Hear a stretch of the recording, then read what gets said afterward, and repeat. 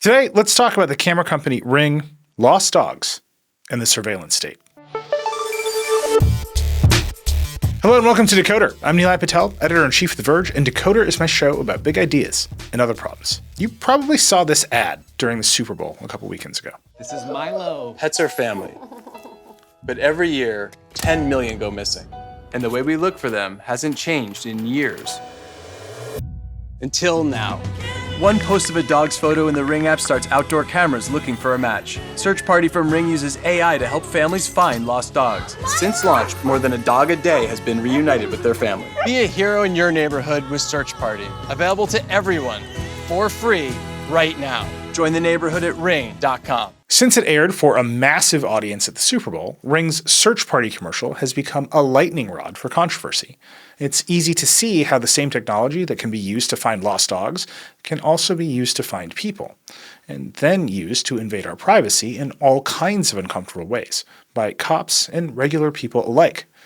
And Ring, in particular, has always been proud of its cooperation with law enforcement, which has raised big questions about civil rights, especially because Ring had proudly announced a partnership with a company called Flock Safety, whose systems have been accessed by ICE. There's some complication to that. We'll come back to it. Anyway, the backlash to that Ring ad was swift, intense, and effective. The data company Peak Metrics says conversation about the ad on social media platforms like X actually hit a high 2 days after the Super Bowl, and the vibes, as they measure them, were strikingly negative. I mean, you know it's bad when Matt Nelson, who runs We Rate Dogs, is posting things like this. Neither Ring's products nor business model are built around finding lost pets, but rather creating a lucrative mass surveillance network by turning private homes into surveillance outposts and well-meaning neighbors into informants for ICE and other government agencies. Senator Ed Markey called the ad dystopian and said it was proof that Amazon, which owns Ring, needed to cease all facial recognition technology on Ring doorbells. He said, quote, "This definitely isn't about dogs. It's about mass surveillance." And then on Thursday, February 12th, just 4 days after the Super Bowl, Ring announced that it was canceling its partnership with Flock in a statement first reported by The Verge's Jen Toohey. That statement is itself a lot. Ring says, quote, "Following a comprehensive review, we determined the planned Flock safety integration would require significantly more time and resources than anticipated. As a result, we have made the joint decision to cancel the planned integration. The integration never launched, so no Ring customer videos were ever sent to Flock Safety." Ring, in this statement, also goes on to say that Ring cameras were used by police in identifying a school shooter at Brown University in December 2025. That's an odd non sequitur in a press release about canceling a controversial partnership that really explains a lot about Ring and how the company sees itself. As it happens, Ring's founder, Jamie Siminoff, was just on Decoder a few months ago, talking about how and why he founded the company, and in detail about why he sees Ring's mission as eliminating crime. Not selling cameras or doorbells or floodlights or anything else Ring makes, but getting rid of crime. And we actually talked about Dog Search Party and how people might feel about that kind of surveillance and how Ring works with the cops quite a bit. In fact, Jamie briefly left Ring in 2023, and the company slowed down its work with law enforcement. But ever since he's come back, the emphasis on crime in the work with police has only intensified. I asked him about it. Amazon said, we're going to stop working with police. You came back. Boy, Ring is going to work with police again, right? You have a partnership with Axon, which makes the taser that allows law enforcement to get access to Ring footage. Did that feel like a two-way door? Like you just made they made the wrong decision in your absence and you came back and said, we're going to do this again? I don't know if it's wrong or right. I think different leadership does different things. I do believe that I spent a lot of time going on ride-alongs. I spent a lot of times in areas that I'd say are not safe. And for those people, and I've seen a lot of things where I think we can impact it in a positive way. And so we don't work with police in the way of like, it's, I just want to be careful is like, we're not, what we do allow is that we allow agencies to ask for footage when something happens. And we allow our neighbors, which I'll say in this point, customers, just to be clear, we allow our customers to anonymously decide whether or not they want to partake in that. So if they decide they don't want to be part of this sort of network and don't want to help this public service agency that asked them, they just say no. If they decide they do want to, which by the way, a lot of people do want to increase the security of their neighborhoods. A lot of people do want their kids to grow up in safer neighborhoods. A lot of people want to have the tools to do that and are in places that are dangerous. We give them the ability to say yes and make that more efficient for them to communicate with those public service agencies, and also do it in a very auditable, with a digital audit. Like that's the other side, is that today, without these tools, if you wanted to have, if a police officer wanted to go and get footage from something, they'd have to go and knock on the door and ask you. And that's not comfortable for anyone. It's also, there's no digital audit trail of it. And with this, they can do it efficiently, but there's also an audit trail. It's very clear, and it's anonymous. Jamie actually talked a lot about searching for dogs in this context, because one of the reasons he was so excited to come back to Ring was to use AI to search through the massive amounts of video generated by Ring cameras. In fact, he told me that Ring could not have built Dog Search 5 years ago because AI systems to do it weren't available. Jamie is nothing if not direct about this, which I appreciate. The man really thinks you can use AI and cameras to reduce or even eliminate crime. But I had a lot of questions about this. But when you put AI into it, now all of a sudden you have this like human element that AI gives you. I think with our products in neighborhoods, and again, this is like, you have to be a little bit specific to it. I do see a path to get where we can actually start to get to where we take down crime in a neighborhood to call it close to zero. And I even said there are some crimes that you can't stop, of course. Mechanically walk people through what you mean. You put enough Ring products in a neighborhood, and then AI does what to them that helps you get closer to the mission of zeroing out crime? The mental model, or how I look at it, is that AI allows us to have, if you had a neighborhood where you had called unlimited resources. So every house had security guards, and those security guards were people that worked the same house for 10 years or 20 years. And I mean that from a knowledge perspective. So the knowledge they had of that house was extreme. Like they knew everything about you and that sort of residence and your family, how you lived, the people that come in and out. And then if that neighborhood had an HOA with, call it private security, and those private security were also sort of around and knew everything, like what would happen? Like when a dog gets lost, you'd be like, oh my gosh, my dog is lost. Well, they would call each other and one of them would find the dog very quickly. So like, that's kind of like, so how do we sort of change that and bring that into the digital world? Can I just ask you a question about that neighborhood specifically? Do you ever stop and consider that neighborhood might suck? Right? Like, I've just like the idea that every house on my street would have all-knowing private security guards, and I would have an HOA, and that HOA would have a private security force. You can easily paint that to dystopia, right? Like everyone's so afraid that we have private cops in every corner, and I'm paying HOA fees, which is just a nightmare of its own. I would assume you live in a safe neighborhood. I hope so. Yeah. No, I mean today. So like I go to. I mean, if you want, I'll take you to a place where people live that they have to, when they get home from school, lock their doors and stay in their house and they can't go out. And the model is everybody is so afraid that they have private cops. I think the model is that doing crime in a neighborhood like that is not profitable, and I think that you want people to move into another job. Like I don't think that crime is a good thing. I think safer neighborhoods allow for kids to grow up in a better environment, and I think that allows them to be able to focus on the things that matter. And so that's kind of what we're going for. I just wanted to challenge the premise that like no, I think it's a the fair model challenge. is there's cops everywhere, right? Like that level of private security. Yeah, it's not cops. I think it's more that you have the ability to understand what's happening. It's not like but I mean, yeah, I think listen, it's a fair statement, I guess. I think I want to live in a safe place, so there's a lot of intelligence in your neighborhood, and maybe it's private security, maybe it's not. What does the AI do? Does it just make the cameras smarter? It lets you do more intelligent assessment of what the cameras are seeing? Right now, we just say like motion detection. I mean, it's funny, like when I started Ring, the book was fun because I get to go back and like actually, go through this whole like story of like how this thing came. Is like motion detection was like an amazing invention. Like you're in the airport and there's a motion at your front door and you look at it like, wow, this is crazy. Now it's like with AI, we shouldn't be telling you about motion detection. We should be telling you what's there. Like when should you look at it? Like when does it matter? And we shouldn't be bothering you all the time. And that's what I mean about this like idea of these sort of like a security guard at your house, security guard in the neighborhood is like, there should be this intelligence in your neighborhood that can tell you when you should be trying to be part of something, but not always telling you. So it's not just like, car, dog, person. It's like, hey, look at this. Like you want to pay attention to this right now. As you can see, I really pressed Jamie on this. because I still don't think it's entirely clear how Ring accomplishes the elimination of crime through AI alone. And all of that is why people don't trust Ring when it says it won't use systems that can find a dog to do things that would otherwise violate our rights. After all, if your goal is to use AI to stop crime, and you've built a system that uses AI to find dogs, well, it's pretty obvious what you're going to do next, right?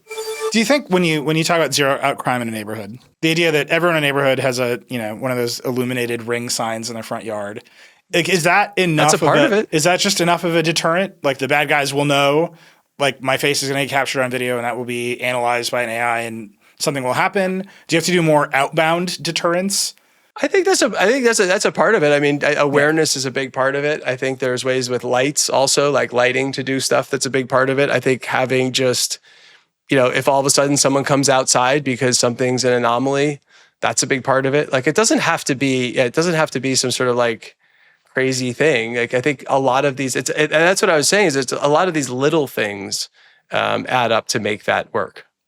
So when you think about, okay, we can bring crime down in a neighborhood to close to zero in a neighborhood, what are the sort of ratcheting steps, right? Is it everyone just gets the Ring camera and your platform does all the work? Is it someone gets caught and they tell all their friends in jail that they got caught, don't go to that? Like, what are the steps?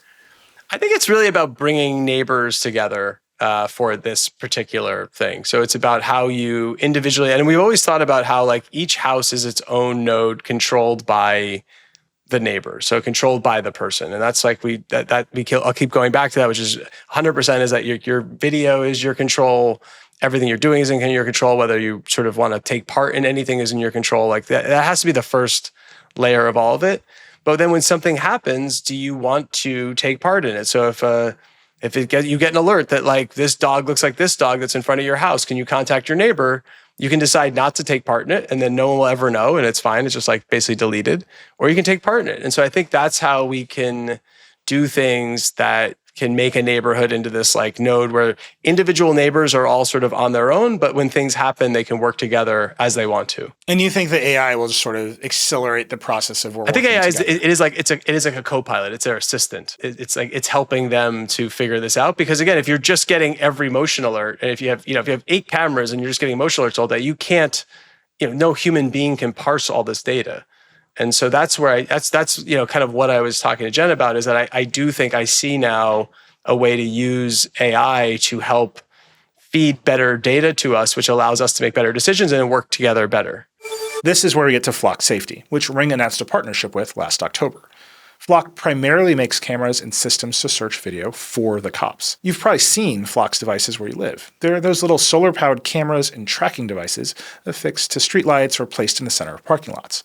They vacuum up huge amounts of data that the company claims is anonymized before it's made available to partners, which in most cases is local law enforcement. However, according to in-depth reporting from the excellent 404 Media, Flock's data has often found its way to ICE, the FBI, the Secret Service, and other law enforcement agencies without the use of a warrant, because that data is willingly provided by local police. Last month, under intense scrutiny about what working with Flock would mean, Ring said its Flock partnership was not yet live, and that, quote, Ring has no partnership with ICE, does not give ICE videos feeds or backend access, and does not share video with them. For its part, Flock says the same thing, that it doesn't actually work with ICE, but rather local law enforcement, and it's those local agencies that work with ICE. This is the complication that I mentioned earlier, and if you're a Decoder listener, you know where it's going. I asked Jamie about all those databases, who owns them, and what it means to connect them all up with AI. But when you connect a bunch of those databases, right? When you connect particularly to facial recognition, there's a turn in the privacy conversation where the stakes ratchet up really high, right? Where maybe it's gone forever. How are you thinking about that kind of decision making? Okay, we have a lot of intelligence in the AI. It's trivial for the AI to go connect to another store of information. That's a thing you can do with AI, especially at a big company like Amazon where you have lots of other stores of information. There's a line. What's the line for you? I mean, there is a responsibility, obviously, just to like build, safe products. So let's just start with that. We did announce facial, like we call familiar faces, but that's not connected. That's just for your, like, that's, your iPhone today. If you search your iPhone, it's crazy. Like search for someone's name in your photos and like their pictures come up. And so I do think there's a balance between not allowing technology to exist that should exist that helps people and gives them more efficiency, gives them safer homes, and then also obviously not creating to where you're going to like this sort of dystopian place that, is that. And so I think that is like, that's the responsibility. But like what we're doing with Familiar Faces is we're just giving you the ability to say like, when my wife comes home, don't, because it is like silly. Like, why do I get an alert when my wife comes home? I don't want it. Like, I don't need it. I'm asking this for a lot of reasons, but I look at sort of broadly what's happening with surveillance footage out in the world. And I'm not saying Ring is participating in this. I'm just giving you the example. ICE has facial recognition systems, right? And they are arguing that a positive match in their facial recognition system is a definitive determination of someone's immigration status. That's way out there. I don't think you're doing that. But you can get to, okay, we have facial recognition. We have a bunch of evidence coming off of Ring cameras to make it really safe. You want to go from passive surveillance to active surveillance, right? That's what the studies show. Now we can their camera will literally identify the criminal by face and tell the cops this person tried to steal a car from this driveway. And that's the thing that would get you to actually zero out crime. There's a lot of risk in those steps. But if I draw the thread from what you're saying, it's all the way to the criminals won't come here because the cameras will know who they are and tell the cops. Are you willing to go that far?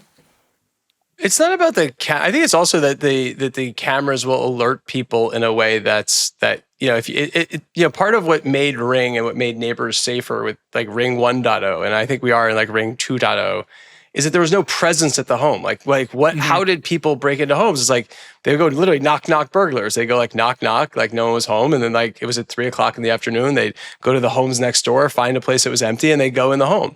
Ring allowed you to now all of a sudden, like when someone comes up to the door, like you're like, oh, I got a motion alert. Hi, like what's going on? And so it gave presence to the home. So it didn't. I don't think you have to go as far as that real-time stuff to like get to where we're talking about. I think it's more of like the anomaly detection and allowing people to make it so that if someone comes in, that you're aware of what's happening around the neighborhood. Because right now there's like no awareness of what's going on around. And so I don't think it's as dystopian as where you're going. And certainly it's not what we're building. And I do think we can impact things to a really high level in neighborhoods. Which again, to the Gen 2 thing, I mean, it was in neighborhoods is what we were talking about, that with AI and what we're doing with a bunch of rings together. And I think even Dog Search Party is a good way to look at it, which is like, how do these cameras come together for good in the neighborhood? Today, the backlash against surveillance has led Ring to kill that Flock deal. The company is also doing damage control about dog search, telling The Verge that the technology that powers Search Party is not, quote, capable of being used to find people, and that there's no indication that such features are on future roadmaps. Sure. It seems obvious that Ring has a lot of trust to earn back here, and certainly that we're all thinking about what it means to put internet-connected security cameras on our homes. I think that's good, and it's certainly overdue. But let me complicate this just a little for you. At the same time this conversation about Ring is happening, we're also watching regular people record the police and ICE with their cell phones, capturing critical documentary evidence about how those agencies are violating the rights of everyday Americans in ways that is leading to change, however slow. Here's Minnesota Governor Tim Walz telling people to hit record when they see ICE, so the footage can be used in future prosecutions. And if you see these ICE agents in your neighborhood, take out that phone and hit record. Help us create a database of the atrocities against Minnesotans, not just to establish a record for posterity, but to bank evidence for future prosecution. And just this week, the FBI released video that Google appears to have gone and specially recovered from Nest camera systems at Nancy Guthrie's house in order to help identify her kidnapper. That's a lot of video that's being captured and used in ways that maybe don't feel so invasive. In some ways, maybe even feel good. But the systems that create, store, and share that video, they're all the same. And the guardrails around them are just as weak as whatever makes us feel uncomfortable about Ring. I'm not sure how to feel about all that video, especially in a world where AI makes it easy to fake, and having some source of truth seems more important than ever. I asked Jamie about that too, whether Ring will control all the video and sign it with some metadata so people can ensure it's real. Presuming we have to have an authenticated server, right? There's a crime in my neighborhood and I'm opted in, and we're going to say the cops can only get the video from the Ring server because that's where we know it's true, I might not be as in control of my video anymore. No, because not how it's built and not while I'm here, because Sure. the way it works is that you will decide if you want to or not want to share that video, which is your property, with someone.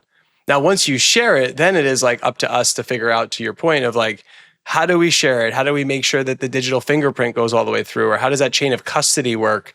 of this video to make sure there's no fake in the process of it. I think this is why it is important to build these systems. It's going to be important, though. I mean, this is like where also government is going to have to step in. We're going to have to deal with this across the board because we also have video coming off of cell phones. So we do need to figure out how to build. And there's going to be companies, Axon would probably be one of the companies. I don't want to speak for them, but, would they have evidence.com? So to build these evidentiary systems to take in, because there's Ring is one part of taking in sort of data around, call it a crime scene.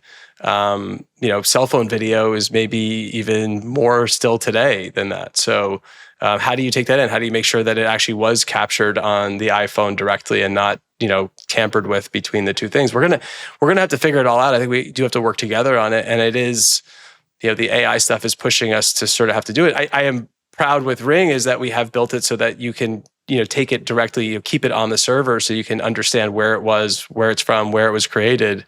And we have that digital fingerprint on it and the audit trail of it. But I think you're going to have to do that more and more as this world is changing. Like you're just not going to be able to see, just because someone sends you a video doesn't mean it's true.